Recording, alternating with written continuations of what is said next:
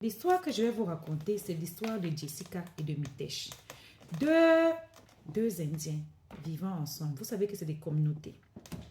Alors, Jessica a 22 ans et Mitesh a 24 ans. Ils décident de se mettre ensemble alors que la maman de Jessica est décédée entre-temps. Et le papa de Jessica avait dit non à cette union. Bref, ils se marient.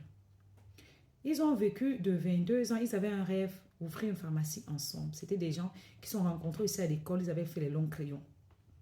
À leurs 30 et poussières d'années, ils ont ouvert une pharmacie. Et ça faisait déjà beaucoup d'années de mariage, 9 ans, qu'elle n'arrivait pas à concevoir. Et elle avait fait les in vitro. Ça n'allait pas parce que, bon, son mari avait un sperme très, très bas. Donc, dans ça, ils ont décidé, elle est tombée en dépression, elle prenait des médicaments. Bref, elle n'était pas bien parce que les in vitro, chaque fois, les fausses couches et tout. Par contre, elle a dit à sa soeur un jour que moi, mon mari et moi, on n'a même pas trop de relations que ça. Et sa mère me met la pression tout le temps de faire un enfant, alors que mon mari n'a pas de besoin de sexuel et tout. Maman, il dit,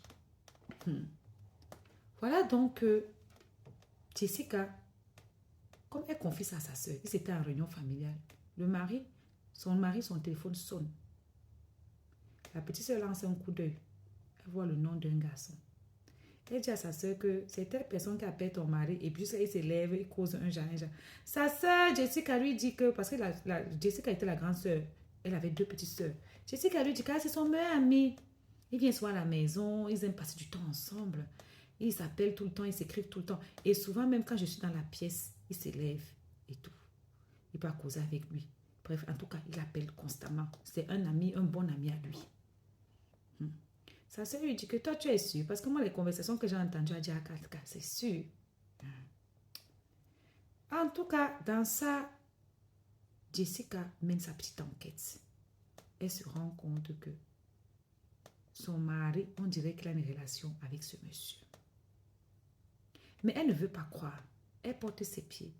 Elle va dans la famille de son mari, dit que voilà. Le monsieur là, on fait asseoir la famille de Jessica. On l'a avec Jessica, on dit que c'est elle qui est une mauvaise femme, elle n'arrive pas à faire d'enfant, elle commence à coller les choses sur le monsieur. Qu'est-ce que c'est normal et tout. Bon, le monsieur il dit que bon, ok, mistake, le mari, il dit que bon, on va se séparer, on va quitter ma famille parce que on est ici, ma famille se mêle un peu trop de notre relation. On va aller un peu plus loin. Jessica était contente. Elle dit que maintenant, elle va avoir son mari à elle sans pression et tout. Elle décide donc de faire dernier in vitro. Maman, dans le dernier in vitro là, voilà comment la police est alertée que par son mari, Mitesh, que Jessica est décédée, il est allé acheter le pain. Il a trouvé que tout était cambriolé et tout. Voilà, on commence les enquêtes. À la pharmacie où ils étaient, partout où ils étaient, tout le monde dit que mais le monsieur c'est 55 signes. Ton mari est 55 signes depuis. Elle dit quoi? On dit que le monsieur là, non. Même les employés l'avaient attrapé plusieurs fois, en train de frapper à loco, par vidéo, en train de niasse les hommes. Que le gars est dans tous les sites de piment des garçons. Avant de rencontrer Jessica, c'est sa vie qui est là. Et il niasse tous les hommes du monde entier. Jessica était assise. Il dit, entre-temps, il tape sur elle. Il la brûle. Il fait toutes sortes de violences. Elle est seulement là. Maman.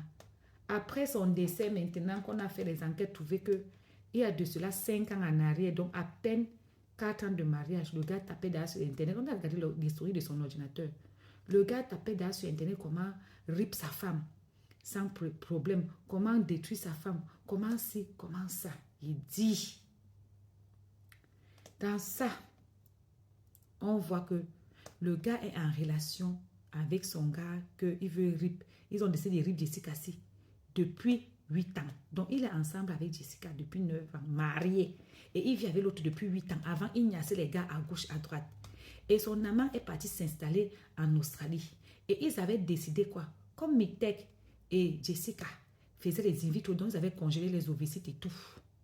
Ils avaient décidé que comme Jessica va rip, ils vont rip Jessica. Ils vont prendre ses ovocytes, ils vont mélanger avec les spermes de Mitesh et ils vont faire l'enfant. Eux, ils auront un enfant ensemble après avoir rip Jessica. Et ils sont aussi rendus compte que le mari de Jessica, pendant toutes les années de mariage, là, il prenait des injections pour ne pas être fertile. Donc, on était en train d'indexer Jessica qu'elle ne fait pas d'enfant comme ça, là, alors que son mari a très peu de spermatozoïdes, alors que le monsieur prend les médicaments pour ne pas procréer.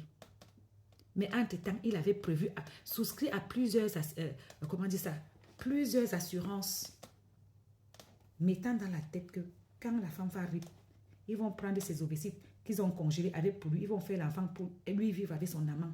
Il dit l'histoire est longue. Final, le monsieur a été condamné à 30 ans. Ma chérie, on ne reste pas dans un mauvais foyer. Quand tu es dans un foyer, là, tu sens qu'on te tape, on ne te gère pas, on te méprise. Sache qu'il n'y a pas l'amour dedans. Michel s'est débarrassé de sa femme en quoi là? En appuyant son cou. Et comme il appuyait son cou, comme elle essayait de se débattre, c'est comme ça qu'elle a griffé le gars. C'est comme ça qu'on a trouvé les ongles dans les mains de Jessica. C'est comme ça qu'on a tout. On a pu connaître que c'est lui qui avait fini avec sa propre femme, les gens. C'est comment l'histoire, c'est au moins 10 épisodes. Les histoires de que tu n'es pas marié parce que tu n'es pas soumise. Tu n'es pas si tu n'es pas sa ma soeur. On est marié à beaucoup de 55 ici dehors. Quand tu vois un homme qui est violent, c'est un homme frustré.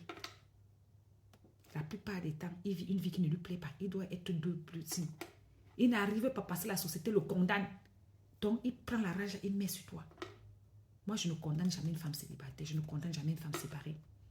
Parce qu'il dit, je connais qu'il y a beaucoup de femmes mariées qui souffrent et qui ne veulent pas quitter parce que les yeux des gens. Voilà une fille qui a perdu la vie, perdu son temps.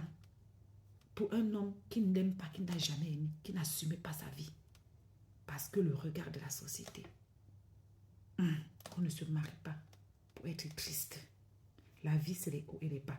À faire des mariages, tu es dedans là. C'est bas tout le temps. Tout le temps. 80% du temps, tu fous quoi dedans?